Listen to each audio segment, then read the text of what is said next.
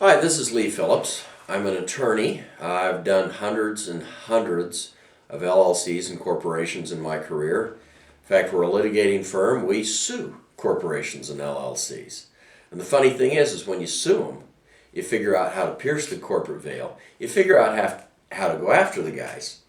And every once in a while, like maybe 5 or 6% of the time, you get a guy who the judge won't set aside his corporation. He won't set aside his LLC.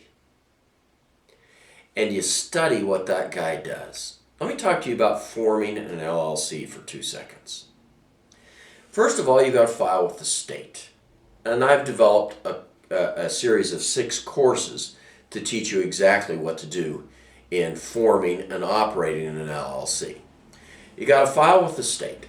And that's what the internet site's going to do. It's going to get that piece of paper from the state. They're going to help you fill it out, and they're going to file it with the state. That's what most lawyers do for you. You pay your $500, your $1,000, whatever it is. They file a piece of paper with the state, and they give you a bunch of other papers. A lot of the internet sites upsell you on the other papers.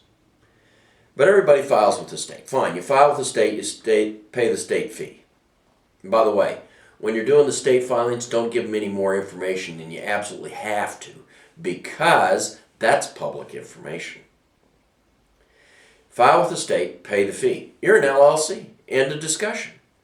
But that doesn't tell me whether the LLC is going to give you any tax advantages or whether it's going to give you the asset protection you want. That's different than filing with the state. Has nothing to do with that. You got to file with the state, first thing. Pay the fees. Then you need to design an operating agreement. This is the guts of your LLC. This is your operating manual. How are you going to operate this company? When you get into court, the judge says, how are you operating this? Prove to me this is a real company. How are you operating this as a company? He's going to want to see, the other lawyer is going to want to see your operating agreement. If it's not well enough defined, or if you haven't been following what's outlined in that operating agreement, you're toast. They pierce the corporate veil. They come after you personally. And that happens to be the case in about 90% of the cases. When an LLC actually gets sued, 90% of the cases, we can go in, as litigators, I know this, we can go in, we can pierce the corporate veil, we can come after the guy individually. Is that really what you want?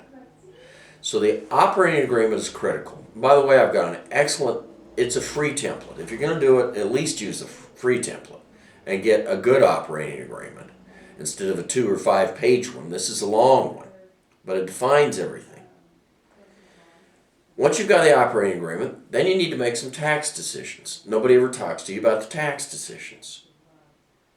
You're going to have this taxed as sole proprietorship, disregarded entity, partnership, S Corp, C Corp. How are you going to have it taxed?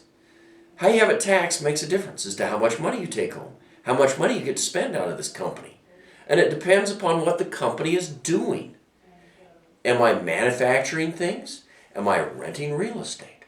I might want a different tax form or a tax structure for those 2 different types of income sources. So we get it taxed. Then we've got to follow the formalities, because when we get into court, we've got to prove to the judge that we followed the operating agreement, that we did all of the formalities that we were supposed to do in order to treat this as a company. No, treat like company, then you don't get to have the protection of the court. It's that easy.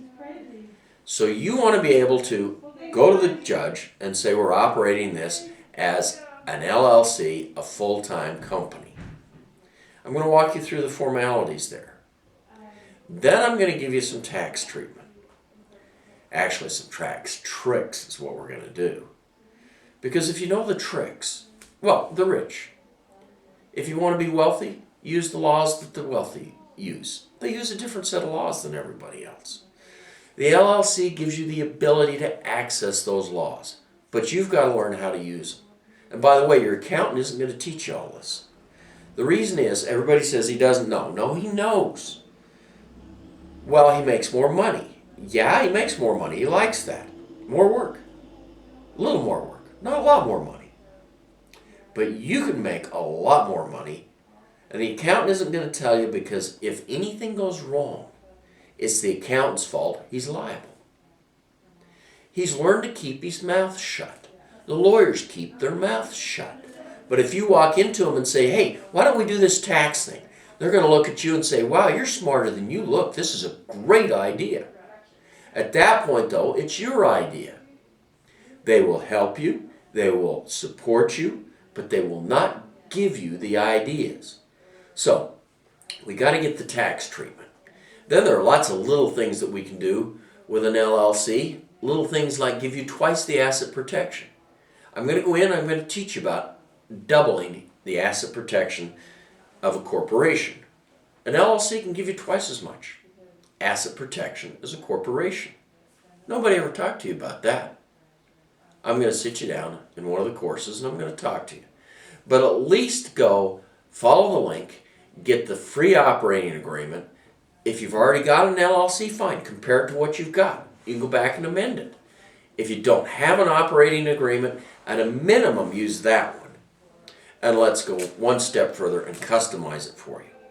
This is Lee Phillips. Your LLC is an important part of your success, but it isn't just a piece of paper that you put in the filing cabinet and you forget about forever. You've got to operate it.